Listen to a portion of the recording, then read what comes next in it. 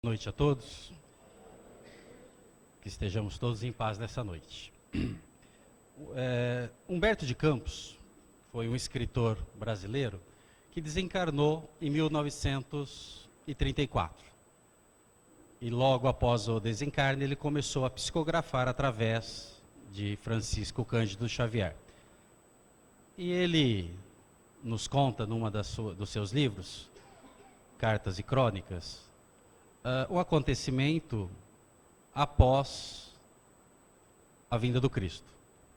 Então ele relata que no ano 177 da era cristã, numa época onde os cristãos eram perseguidos de forma cruel, as leis naquela época eram para detenção e execução. E na cidade de Lyon, na Gália Antiga, hoje França, naquela cidade, então, naquele ano, haviam já sido aproximadamente 20 mil mortes de cristãos. Mulheres, homens, jovens, adultos, velhos, idosos, pessoas, até personalidades, todos aqueles que se propunham a seguir Jesus, eram, de uma certa forma, sumariamente executados. E as execuções, elas já estavam a níveis absurdos. Os leões já não comiam mais as pessoas. Então começaram a imaginar novas formas de execução. Fogueiras, né? Crucificação, de todos os tipos. E naquele mesmo ano, teve um soldado romano muito próximo do imperador romano. Apesar da Gália estar um pouco distante de Roma, mas ele era muito próximo. E a visita dele naquela cidade era realmente assim, um momento excepcional. Seria a vinda daquele que o imperador mais gostava. Apesar do imperador não ter feito nenhuma lei, né, para matar cristãos, ele deixava que isso acontecesse. E o nome dessa criatura era Lúcio Galo. Essa criatura, então, Lúcio Galo, para ser recebida na cidade, era preciso que todos começassem a fazer o quê? As comemorações. As comemorações era a coisa mais importante. Reuniram-se, então, em assembleia, naquela cidade, milhares de pessoas, para discutir qual seria a melhor forma de comemorar a vinda de tão alto, tão graduado soldado romano, cruel como sempre. Então começaram a reunião. O próprio, um dos descendentes da cidade, dos fundadores da cidade, foi que presidiu a reunião, então estavam todos os... E não eram soldados que estavam na reunião, era a própria população. E começaram a discutir, então, o que fazer para agradar esse nosso amigo que vinha de lá. Bigas romanas, dançarinas, todas as espécies de comemorações. Eles, no sopé de uma colina, eles fizeram um circo com paliçada e arena. No centro a arena, que era ali a comemoração. Desfile de carros, leões e tudo mais. Mas isso não era só. Ele falava, não, mas isso só não vai agradar. Eu precisamos surpreendê-lo. Nós precisamos de algo novo, algo que puder... então vamos colocar os cristãos às feras. Também não, isso aí todo mundo já sabe, né? Isso aí todo mundo conhece. Vamos crucificar. Não, todo mundo já sabe, isso aí não vai resolver. Mas nós temos um plano. Esse plano vai ser algo que vai surpreender esse romano e nós vamos ser realmente gloriosos no nosso intento. Bom, é o seguinte, nós vamos... buscar perseguir cristãos essa noite, centenas, talvez até 1000 pessoas, podem ser mulheres, podem ser jovens, cada um pegue um cristão, tranque na sua casa, e no dia seguinte, nós vamos colocar todos na arena. Arena, inclusive, né, para a gente saber, arena vem do latim, areia. É que nesses locais tinha tanto sangue das pessoas que morriam, que não tinha como limpar. Então eles jogavam areia por cima, então ficava arena. Então a arena era o local. vamos embebedar nessas crianças, nesses jovens, na realidade era petróleo, um óleo, e vamos colocá-los em volta. Aí nós colocamos fogo perto deles, o vento vai jogar esse fogo em cima deles, eles vão apavorar, vão ficar correndo de um lado ao outro. Aí nós vamos soltar os cavalos mais velhos que nós temos, que são imprestáveis, que vão pisoteá-los. E aí, isso era inédito. Não tinha sido ainda feito na história matança de cristãos dessa forma. E ele pergunta, quem está de acordo? E milhares, centenas de pessoas levantaram a mão que estariam de acordo com esse intento. Em delírio, um completo delírio. A população achou isso a coisa mais extraordinária que pudesse existir. Bom, isso foi feito. Cada um saiu à busca de um cristão, todo aquele que se manifestava, para lembrar, naquela época os cristãos se escondiam, né? Mas tinham fé, coragem, mas se escondiam, e eles foram, desta forma, perseguidos. No dia seguinte foram, da mesma forma como combinado, e todos morreram queimados e pisoteados. Humberto de Campos conta essa história porque ele diz assim no final: mas a lei divina é indefectível. A lei divina, ela corrige os desvios da humanidade. E o que aconteceu? Aí ele conta, no dia 17 de dezembro de 1961, na cidade de Niterói, um circo pegou fogo. Uma criatura, o circo estava lotado, e uma criatura que se disse injustiçada pelo pagamento que não havia recebido, pegou gasolina, jogou em volta do circo e ateou fogo. As pessoas que estavam lá, a maioria, morreu, queimadas ou pisoteadas.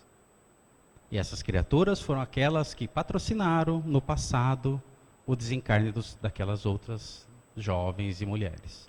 Ou seja, a justiça divina nos procura, não importa quanto tempo depois, para que a gente possa pagar as nossas dívidas, pagar os nossos débitos. 1800 anos de interstício, de intervalo. Mas a lei de reencarnação conseguiu reagrupar todos. E todos que, de alguma forma, tiveram o seu débito pago. Esses dois eventos, por que a doutrina nos coloca esses dois eventos? Para que a gente possa refletir um pouco mais sobre o que Kardec coloca sobre as penas temporais. O espírito humano, para evoluir, é preciso passar por provas e expiações, porque vivemos num planeta de provas e expiações. A expiação nada mais é que a pena imposta àquele que infringe a lei. A prova não. A prova é o teste, é o aprendizado que a criatura tem para poder evoluir espiritualmente. Mas também há uma atenuante, que é algumas provas são escolhidas pelas pessoas. Então nós, quando vamos reencarnar, via de regra, nós escolhemos as nossas provas e expiações. Agora, se não possuímos mérito não é nem mérito, mas é aprimoramento, evolução moral, condição moral, se nós não temos isso, se nós não temos condições de analisar do lado de lá a nossa situação, a nossa dívida, e se nós não temos condições de aceitar aquilo como uma dívida que deve ser paga, resgatada, aí ela é imposta. Mas, via de regra, nós participamos disso. Mais recentemente, até, nós temos uma outra tragédia, né? E as pessoas, de uma certa forma, se revoltam, cria-se um clima, né, até no país, de uma certa paranoia. Né? Agora, tudo aquilo que acontece, tudo aquilo que possa acontecer, as pessoas, né, nos jornais todos os dias. É certo que nós conhecemos os nossos problemas governamentais, administrativos, mas cria-se uma paranoia em razão de uma tragédia que deveria acontecer. Era inevitável. Isso não tem como. Nós não temos... podemos até evitar alguma pena imposta, como Emmanuel não coloca, mas, via de regra, as expiações, as provações coletivas, elas existem para a nossa redenção espiritual. Essa é a finalidade. Para a gente poder ter essa redenção, nós temos que pagar o débito. Não tem outra forma. E a prova também, né, nesse aprendizado que a gente possa ter, ela pode ser uma escolha realmente do espírito. Então, o espírito que escolhe a sua prova, pode escolher até sem ter aquele débito. Ele pode, por uma questão até de evoluir mais rapidamente, pode escolher. Então, por isso que, como Kardec coloca, toda expiação é uma prova, mas nem toda prova é uma expiação. As atenuantes existem de todas as formas. Kardec também nos coloca que, nos mundos mais evoluídos, ou nos planetas mais evoluídos, em que não há provas e expiações, não há sofrimento. Não há as dores. Porque se nós temos que passar por dores físicas, dores morais, é porque, como ele diz, estamos nessa fase evolutiva. Mas nesses planetas mais evoluídos, isso já foi superado. Não há doenças, não há inimigos, porque se não há inveja, egoísmo, ciúmes, não pode ter ninguém contrário a você. As pessoas se entendem, porque trabalham no bem, se conhecem, já descarregaram do seu perispírito essas mazelas, essas tendências negativas. Só que, como a gente vê, esses mundos estão muito distantes da gente. Nós ainda estamos numa situação uma situação boa até, do ponto de vista tecnológico, intelectual, mas moralmente nós estamos muito ainda atrasados. A humanidade ainda passa por momentos ainda de incompreensão das leis divinas. E é nesse momento que a doutrina espírita coloca esses casos e nos ensina e nos adverte que essas situações desagradáveis que acontecem na nossa vida, mesmo uma prova qualquer, né, mesmo uma situação que nos deixa de uma forma infeliz, isso é tudo para o nosso aprendizado. E nós devemos começar a refletir mais em como aceitar essas situações, como reverter essas questões, como trabalhar dentro do nosso íntimo as nossas imperfeições, como utilizar exemplos como esse para que a gente todo dia reflita um pouco daquilo que a gente faz, daquilo que a gente fala, daquilo que a gente promove em relação a outra pessoa. Porque tudo isso é um aprendizado. As doutrinas religiosas atuais ainda gravitam na Idade Média, aonde eles nos ensinam essas criaturas que os ritos, as fórmulas mágicas podem existir, e a salvação ela pode existir dessa forma. Somente a doutrina espírita nos adverte que somente com o trabalho no bem, com a atividade incessante em relação ao próximo, com a autocrítica que nós temos que fazer em relação a nós mesmos, com a identificação das nossas dificuldades, é que nós vamos é isso que vai nos libertar dessa situação de preparo espiritual. Nós temos que nos preparar espiritualmente para receber essas questões adversas da vida.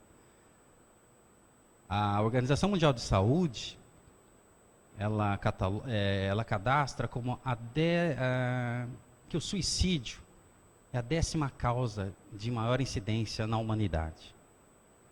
Coloca ainda, inclusive, como uma situação de calamidade pública. Isso desde 1990. E por quê? Porque o suicídio, o que é o suicídio? O suicídio é quando a criatura, na realidade, não tem coragem de seguir a vida. O suicídio é provocado por falta de conhecimento espiritual, de fé em Deus, daquela fé de que a vida vai continuar, por falta de conhecimento nas leis de reencarnação. E muitas vezes o suicídio acontece perto da gente, pessoas próximas, de todos os níveis sociais, econômicos, níveis intelectuais. Pessoas que chegam numa certa idade e se mata porque acha que não vai ter nada do outro lado. Ou que vai ficar doente, vai deixar problemas para outra pessoa. Isso é tudo despreparo religioso, espiritual. Isso é falta de conhecimento, exatamente. Para a gente evoluir, não basta só o lado intelectual. Nós temos que progredir moralmente. O próprio Chico conta um caso em que ele passava por uma situação difícil de adversidades, porque todos nesse planeta passam adversidades, todos. Se não tem expiações, tem as provações. Ninguém está isento de ter problemas. Todos sem igual, todos têm as suas, e todos conhecem as suas dificuldades. E ele passava por situações de incompreensão. E ele foi visitar um doente que tinha tifo. E chegando, fazendo o trabalho, conversando, o evangelho, ele tinha um copo que a criatura tinha bebido um pouco de água e sobrou um pouquinho de água. Então, ali tinha a bactéria, o vírus da tifo. E nesse momento ele estava com a cabeça um pouco turva ali, estava tudo muito nebuloso para ele, em virtude dos problemas pessoais, que ele foi cercado, em virtude da forma como ele estava pensando. Ele foi cercado por entidades infelizes, que todos nós podemos, de acordo com o nosso pensamento, da nossa conduta, atrair entidades infelizes. E essas entidades encarnadas infelizes falavam para ele: vai, Chico, toma água, você vai tomar, ninguém vai perceber, ninguém vai saber, teus problemas vão acabar, a gente está te esperando lá de cá, vem aqui, toma essa água, fica doente. Ou seja, estava induzindo ele, ou como diz a igreja, tentando ele ao suicídio. Obviamente que a palavra final sempre é nossa. Por mais que a gente sofra influências, sempre a palavra final é nossa. O livre-arbítrio é nosso. Nós é que vamos lá e fazemos a coisa. Obviamente, influenciados por essas criaturas. E por que muitas criaturas tentam o suicídio? Por falta de fé, por falta de oração. A prece nos ajuda nesse momento. Por falta de fé, além de fé em Deus, trabalho. Trabalho no bem, trabalho no próximo. Nós, de quinta-feira, fazemos um trabalho do Evangelho no Hospital Bezerra de Menezes, aqui em Rio Preto. E lá nós encontramos jovens de 18, 19, 20 anos que tentaram suicídio. Mulheres, meninos, jovens fortes, que simplesmente... mas por que você tentou suicídio? Tive algum problema, perdi o emprego, ou me senti desanimado da vida. Então, a doutrina vem nos alertar para essas questões. O próprio Cristo nos alertou sobre orar e vigiar. Nós dependemos dessa vigilância, desse trabalho no bem, dessa perseguição que a gente tem que ter pelo trabalho, essa conduta que nós temos que ter todos os dias. O Chico, mais uma vez, num outro episódio, ele coloca assim, que ele, quando começou a psicografar, ele perguntou para o Emmanuel: quantos livros nós vamos fazer? Ele falou assim: vamos começar por 30, ou seja, uma meta. É isso que nós temos que ter na nossa vida, nós temos que ter meta nas nossas vidas. Nós temos que ter sonhos na nossa vida, nós temos que estar sempre movimentando a nossa mente para frente, para uma ascensão sempre maior. E ele estabeleceu uma meta, porque assim, é isso que ia movê-los. Vamos começar por 30 livros, depois a gente vê o que faz. No dia a dia, se a gente conseguir colocar metas no nosso trabalho, na nossa vida diária, dentro do centro espírita, ou fora daqui, ou onde a gente possa participar, isso vai sempre estar motivando a gente a progredir, a não pensar em coisas erradas, a não se deixar influenciar por essas entidades que nos assombram. A cada dia que a gente coloca uma meta e você cumpre, você se sente mais realizado. Né? Essa é a diferença do otimista e do motivado. O otimista é aquele cara que é otimista, acorda otimista. Ele liga a TV, morreu 200 pessoas em Santa Maria, já está pessimista. Liga a TV, corrupção, não vai dar certo. Esse é o cara, o otimista é aquele que amanhã está pessimista. O motivado não. A pessoa motivada é aquela que, independente das situações, das adversidades, dos obstáculos, ele está sempre pensando numa solução, numa forma de resolver as coisas. Bom, Chico aí continua. 30 livros, terminamos. E agora, Emmanuel, o que faremos? Mais 30 livros. Então tá bom, foi mais 30 livros. Terminado isso, eram 60. E agora, Emmanuel? Bom, Emmanuel diz, consultei meus superiores, porque ele disse, eu também sou subordinado a alguém mais elevado que eu. E eles nos propuseram uma meta de 100. Aí o Chico falou, mas, não tem o livre-arbítrio? Falou, tem. Então, se tem o livre-arbítrio, você está combinando tal, mas e se eu falar não e não querer? Falou, essa é a opção, a palavra é sua, essa é a palavra final. Se você desistir, tudo bem, nós vamos encontrar outra pessoa que faça esse trabalho. O plano espiritual providenciará isso. Como é que fica? Se você não tiver utilidade e trabalhando bem, eles providenciarão o seu desencarne. Porque o que você vai ficar fazendo aí, se não aquilo que você se comprometeu a fazer antes de encarnar? Então essa é a questão. Nós temos que refletir isso. O que nós viemos fazer aqui? Nós viemos simplesmente reencarnar, viver, porque diz também o Livro dos Espíritos, não, aquele que não pratica o mal, mas que não faz o bem, estaciona espiritualmente. Não há progresso. E se não há progresso, continua encarnando na Terra até que se melhore. Então aqueles mundos que Kardec falou que não tem doença, não tem guerra, não tem briga, não tem dificuldade, que o trabalho é de outra natureza, mas trabalha, né? Não é o nirvana da religião budista, que é o estado do não ser. Isso não existe. Não existe o estado do não ser. O ser sempre vai existir, o trabalho sempre vai existir. Então, esse mundo estará muito distante da gente.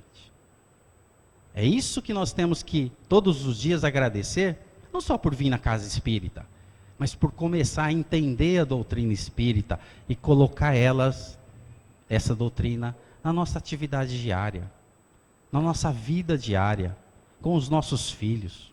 Nós temos que trazer os nossos filhos para a evangelização, para que desde pequenininho eles comecem a ter essas noções de espiritualidade.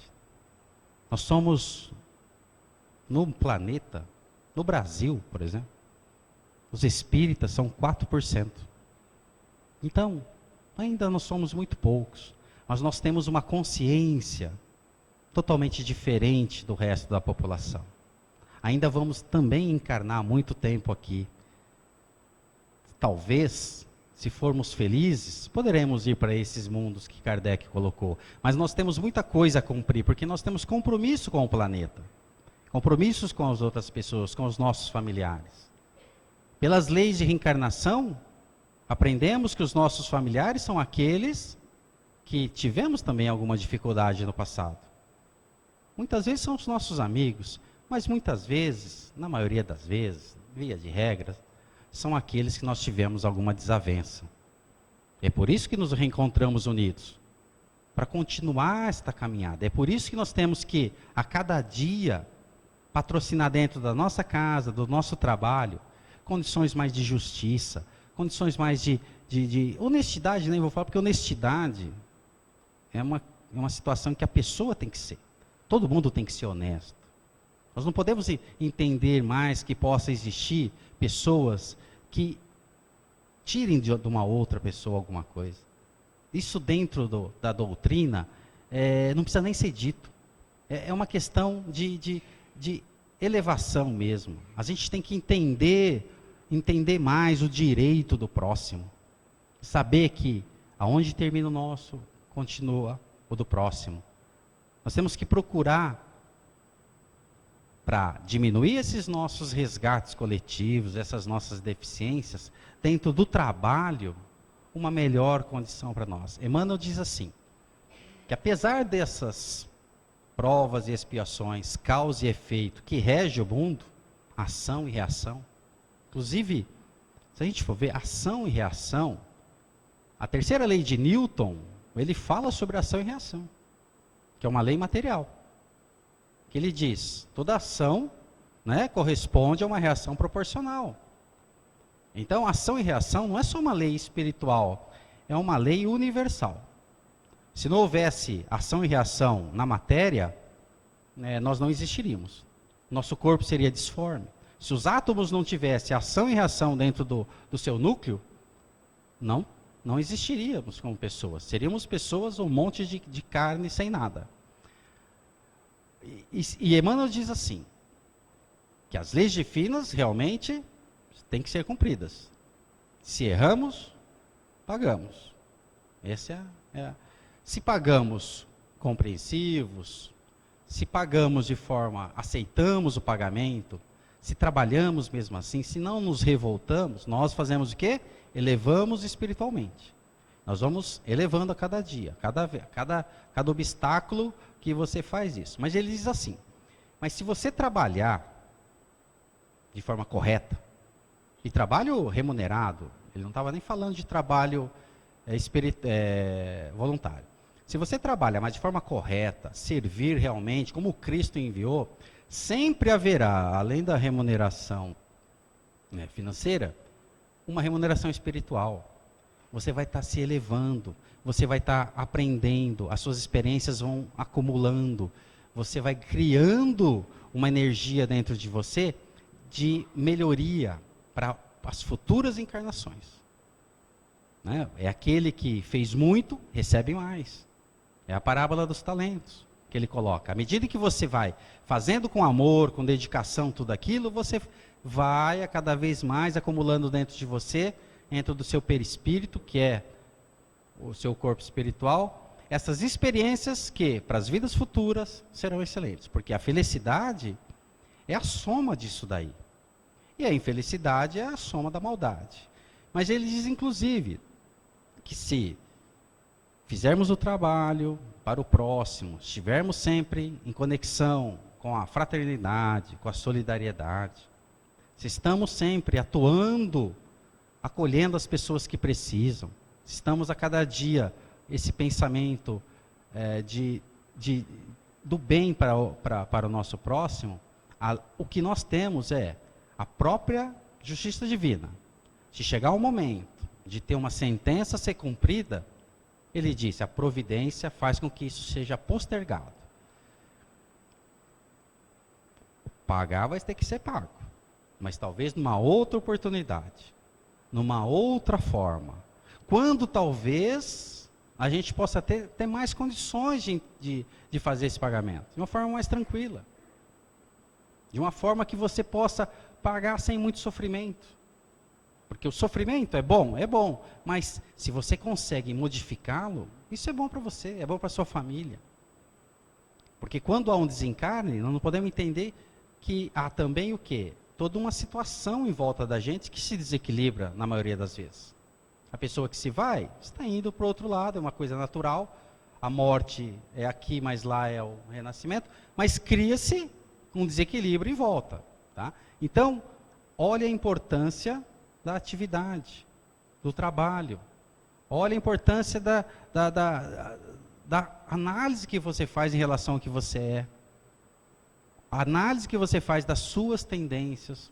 Porque todos nós temos tendências, problemas dentro da nossa mente, que cada dia nos evidencia alguma coisa. A cada momento, a cada circunstância da vida, nós vamos identificar algum ponto negativo da nossa personalidade, que nós possuímos muitos. André Luiz, quando desencarnou, isso todos assistiram no filme, ele passa por momentos difíceis. E André Luiz foi uma criatura de renome. Ele usou até o nome André Luiz porque a família ia dar muitos problemas, não ia entender se ele falasse o nome dele verdadeiro. Na realidade foi Carlos Chagas. E ele foi um dos descobridores da doença de Chagas e assim a cura. Então ele beneficiou milhares de pessoas, milhões de pessoas. André Luiz veio com essa missão. Obviamente ele precisou estudar, trabalhar, foi uma pessoa muito dedicada, né? Mas com certeza ele veio para praticar. André Luiz, numa encarnação anterior, ele participou da própria codificação com Chico Xavier, com Kardec e Emmanuel. Então veja só, não é por acaso. Apesar das pessoas lerem os livros de André Luiz e dá a impressão que ele aparece, apareceu aqui o André Luiz. Não é bem assim. É que eles contam na medida em que a gente tem que entender. Então André Luiz, ele vem participando da codificação há bastante tempo. E ele conta, mas mesmo assim, olha só, com toda essa bagagem que ele tem, com toda essa evolução que ele tem, quando ele encarna como Carlos Chagas, ele começa a ter acesso a muito dinheiro, à sociedade, ele começa a ter acesso às festas, ele começa a ter uma vida, né, vamos dizer assim, muito boa do ponto de vista social, né, ou socialmente ele era muito conhecido, bebia muito, fumava muito, né, além de outros exageros. Quando desencarnou, o que aconteceu? A consciência dele pesou. E aí, pesando, ele vai para onde? O que ele chamou de umbral, que nada mais é do que uma região próxima do nosso plano encarnado, em que as mentes encarnadas e desencarnadas criaram essa região. É uma região ruim, nebulosa, em que ele diz que, ele fala, eu morri, mas eu estou vivo, mas as minhas roupas estão sujas, mas o meu pulmão está funcionando. Eu tenho fome e não tenho o que comer. Comia, porque no plano imediato à Terra, a fome continua, a sede continua. Ele falava, tenho sede, vou tomar água suja.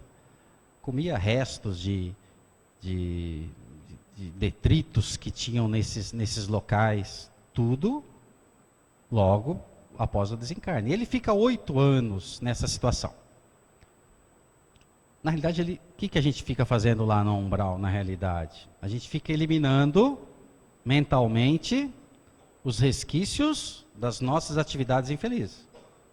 É como se fosse um filtro, a gente vai eliminando as coisas ruins. E aí ele é resgatado do nosso lar. E ele fala, né, se todo mundo soubesse como é bom fazer o bem enquanto eu estiver encarnado, como é bom a gente ser mais equilibrado, como é bom a gente ter mais uma conduta mais tranquila, porque quando vier o desencarne, a situação vai ser um pouco mais fácil. Apesar de todo esse conhecimento que ele tinha, ele se viu materialmente, né, aquilo ali, o que ele estava encarnado. Que desencarnando, nós vamos permanecer na nossa última encarnação. Porque apesar das nossas milhares de encarnações, nós não estamos vendo o passado. Aquelas criaturas que desencarnaram lá no circo, não olharam, não viram lá a Gália antiga, o que eles eram. Eles não lembram disso. As leis, elas são progressivas. Os espíritos evoluídos têm acesso a esses fatos e nos contam. Mas eles desencarnam muitas vezes e nem sabem o que está acontecendo, ou se sentem injustiçados. E aí é que entra a importância da doutrina espírita, a importância do conhecimento das leis de reencarnação, das leis de causa e efeito, para que a gente possa colocar isso dentro do nosso perispírito, esses conhecimentos, e por isso a importância do estudo da doutrina e da prática. Não adianta só, né, intelectualidade, mas progresso moral. É por isso que tem que ter o estudo e o trabalho no bem, para que a gente possa estar alimentando o nosso perispírito e, por conseguinte, o nosso cérebro espiritual, para que quando a gente estiver nessa atividade de desencarne, quando alguém desencarnar na nossa família, ou alguém próximo, a gente ter condições mentais de ajudá-la, e não de estar revoltados, estar querendo. Muitas vezes as pessoas, quando alguém sofre alguma coisa, quer o que? Justiça. É óbvio que as coisas acontecem para a melhoria da humanidade, como eu falei ali no começo. Houve a tragédia lá em Porto Alegre, está todo mundo agora querendo ver esse negócio do AVCB, do bombeiro, se não tem o quê, não sei o quê. As leis sempre existiram. É que as pessoas não cumprem as leis. Não precisa de leis novas para falar sobre segurança nesses locais. É que as pessoas não cumprem. Então é preciso, às vezes, acontecer determinada situação, que é motivo de um cumprimento de uma lei, mas que é utilizado pela humanidade para melhoria. Né? Os aviões que caem são todas provações coletivas. E a cada acontecimento desse, o que o homem faz? Trabalha para a segurança, diminui os acidentes, melhora os aeroportos. Então é uma lei de progresso. Vivemos assim. As guerras existem pela mazela humana, mas as guerras, depois das guerras, tudo se reconstrói, tudo melhora. É assim a nossa vida. É assim a lei de ação e reação, a lei de causa e efeito que gera o céu e o inferno. As galáxias, umas chocam-se com as outras e transformam-se em outras galáxias. Imagina o choque de galáxias, né? É que a gente tem que pensar no nosso mundinho ainda, muito pequeno, muito de formiga. Mas se a gente começar a imaginar como Deus trabalha todo o universo, é através de morte e vida. É através de destruição e criação. Essas são as leis que são imutáveis, são leis que não se tem como, mas são todas controladas. E é por isso que, encarnados que somos, para que a gente possa ser imunizado do assombro das entidades, para ser imunizado dos problemas da vida, nós temos que nos apegar essencialmente em orações e prece, todos os dias. Nós temos que nos apegar na fé em Deus, que coordena através dos Espíritos todo o nosso planeta, todas as nossas atividades, que nos intui todos os dias, que nos ajuda todos os dias. Todos os dias nós somos mais ajudados do que nós ajudamos as outras pessoas. Para a gente sair desse planeta, nós precisamos ajudar mais. Como o doutor Aguinaldo diz, quando a gente for para o lado de lá, o doutor Aguinaldo diz assim, eles vão perguntar, não o que você fez, mas se você fez mais do que você retirou. Se você produziu mais do que você consumiu. É isso que nós temos que ter em mente. Todo cidadão espírita tem que ter consciência que tem que produzir algo em favor de alguém. Não tem outra saída. Temos que participar das casas espíritas para tomar o passe, para o nosso estudo, mas nós temos que trabalhar aí fora. Nós temos que produzir os nossos filhos, criar nossos filhos como criaturas que vêm para servir o mundo, não para ser servidas do mundo. O Cristo, na realidade, foi um servidor. O Cristo fez as escolhas que ele fez, demonstrando como pode transformar pessoas. Se a gente for analisar o que o Cristo fez na escolha dos apóstolos, ia chamar ele de louco, como todos chamaram. Quando ele convocou Mateus para segui-lo, Mateus era odiado pelos judeus. Mateus era um perverso. Ele pegava dinheiro público, ele era coletor de impostos. Na realidade, ele pegava impostos dos judeus e dava para os romanos. Desviava a parte e promovia festas. Então, transformou Mateus. Pedro era uma pessoa muito, muito boa, mas era inculto. Pedro era uma pessoa totalmente nervosa, irritado, não compreendia as pessoas, totalmente, só aceitava ele só aceitava aquilo que ele falava, não admitia ninguém falar mais nada. Pedro andava armado. E isso é que o Cristo transformou essas pessoas. Mostrou para eles um outro caminho. João era o mais dócil de todos, só que não entendeu. A mãe dele, a mãe de João e Tiago, achou que Cristo vinha estabelecer um governo na Judéia. E falou assim para Jesus, Quando o Senhor instalar o seu governo, coloque meu filho do lado direito e do lado esquerdo. Jesus chamava os dois os irmãos do trovão, de tão bravos que eles eram. E o mais tranquilo de todos, quem era? Judas. Judas era o mais inteligente, o mais letrado, e o que deu no que deu. Então, para mostrar que tudo, Jesus, desde o início, ele mostra que as escolhas que ele fez foi para mostrar que sempre é um novo caminho, a gente tem que aprender a lidar esse caminho.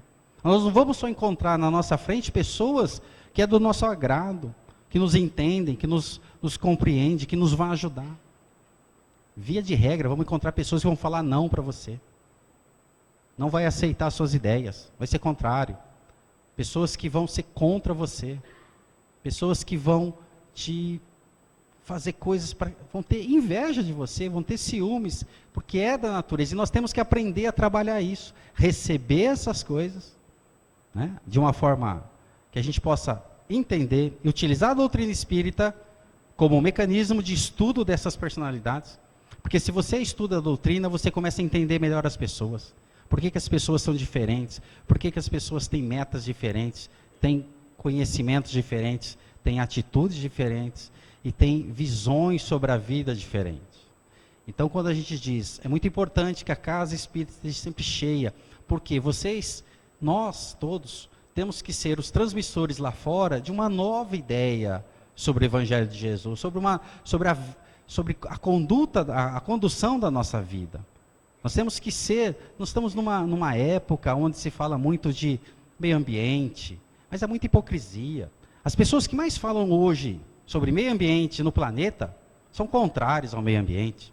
Nem sabem o que é meio ambiente, nem fazem o seu dever de casa, nem separam o lixo para jogar nas ruas. As pessoas, vocês separam o lixo? Separam o que é garrafa do que é... Cada um tem que fazer a sua parte. A parte orgânica, vocês sabiam que não precisava jogar no lixo? A gente poderia aproveitar isso como adubo. Então, nós estamos ainda... E vem aí os políticos falar de meio ambiente, sustentabilidade. Eles nem sabem o que é isso. Sustentabilidade foi uma palavra criada por um finlandês, que é justamente a humanidade ser sustentada no seu ponto de vista de todos os níveis. Isso ainda é utopia, não existe isso. Mas é uma semente que ele coloca, é uma meta que se põe e a gente tem que ir atrás. E nós, como espíritas, temos responsabilidade na condução disso tudo. Nós, como espíritas, nós temos essa responsabilidade de colocar os nossos filhos diante disso. A respeitar o próximo, a respeitar um pouco mais, em todos os sentidos, as leis de trânsito. Hoje se vê, hoje tem, quando perguntaram para o Cristo assim, a questão do imposto, porque o judeu pagava muito imposto, e o imposto era para quem? Para os romanos. Os romanos patrocinavam as guerras do mundo. Bom, resumindo, pergunta, é correto pagar imposto? E ele falou, de quem é o imposto? Ah, é de César. Então pague, meu filho. Tudo bem que há muitas formas de se traduzir isso, mas o que o Cristo quer dizer na atualidade é, faça você também a sua parte. Se você tiver que pagar imposto, pague. Agora, se o governo vai roubar isso, desviar, a responsabilidade é dele. Mas nós temos que fazer a nossa parte. Há muito isso hoje, há muita corrupção, então também eu vou fazer coisa errada aqui. Ah, o governo rouba o dinheiro, então eu não vou pagar imposto. Não, todo mundo tem que pagar imposto. Porque o espírita se é espírita, tem que pensar dessa forma. Nós não podemos tirar xerox de livro, porque tem as leis de direitos autorais. Se você é espírita, você tem que falar, não, mas peraí, eu não vou tirar xerox do livro. Eu vou lá e compro o livro. Ah, não tenho dinheiro para comprar o livro. Isso é uma outra questão. Vai na biblioteca, pega emprestado. Mas nós temos que, aos pouquinhos, nas mínimas detalhes, a gente tem que começar a ser espírita. Não adianta parar o carro aí, na frente da garagem da outra pessoa, ou parar na contramão. Tudo bem, não vai talvez atrapalhar ninguém, mas está errado. E aquilo que é errado, a gente tem que começar a extirpar da nossa mente. É assim que a gente vai melhorando. É assim que a gente vai fazendo a ação e reação, como é a lei de Newton, é a lei espiritual, é a lei divina. Toda ação tem uma reação da mesma proporção. Qualquer ação negativa que você faça, mesmo que pequena, ela tem a reação. Por isso que o Cristo disse, nada, tudo será pago, centavo por centavo, não tem jeito. Obviamente, vem a doutrina, como foi dito, e Emmanuel coloca, mas há várias formas de pagar. Você tem como parcelar o seu pagamento, vamos dizer assim? Ainda bem. Quando encarnamos, até nós trazemos um centésimo daquilo que nós devemos pagar. Imagina uma dívida que você tem no banco lá, chega lá, o cara fala, não, você tem que pagar tudo. Não, tudo não dá. Não, então pague 10%. Ah, então tá bom. Encarnados, nós estamos pagando 1%. Um só. E é por isso que existe esses interstícios de expiações. Por isso que se demora, talvez, 1.800 anos para pagar uma dívida maior. Que essa talvez era uma dívida maior. Aquelas criaturas que lá pagaram a dívida, eles, depois de desencarnados, aqueles que compreendiam, se felicitaram. Na realidade, aqueles que entendem a lei, se sentiram melhores. Obviamente, aqueles que se revoltaram, continuam revoltados.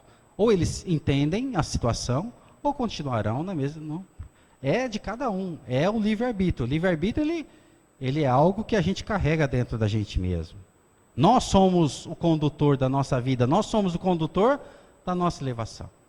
E se a gente quer que os nossos filhos se tornem pessoas boas nesse planeta, se a gente quer voltar aqui numa situação cada vez melhor, porque essa felicidade possa, quando a gente diz felicidade, não é porque o próprio Cristo disse que a felicidade plena, ela está longe ainda, mas a felicidade de estar encarnado, a felicidade de estar convivendo com aquelas pessoas que a gente gosta, que a gente tem afinidade, a felicidade de estar vivo, respirando, a felicidade de estar trabalhando, a felicidade, porque é isso que nos dá realmente felicidade, é o trabalho. Se a gente perceber dentro da gente que a gente não gosta de trabalhar, se a gente perceber que a gente chega no serviço 8 horas da manhã, imaginando que é 6 horas da tarde, tem alguma coisa errada com você. Ou com o teu trabalho. Então você tem que arrumar um outro trabalho, mas o que a gente não pode é começar a entrar num imediatismo absurdo da vida material. O que a gente não pode é entrar nessas ondas que existem nesse planeta, ondas que é da multidão. Porque como disse lá atrás, quando ele gritou lá o nosso amigo Alcio Plancus, quem concorda com matar cristãos? E milhares levantaram a mão. Fizeram a escolha errada. Ficaram ali 1.800 anos para pagar uma dívida muito grande.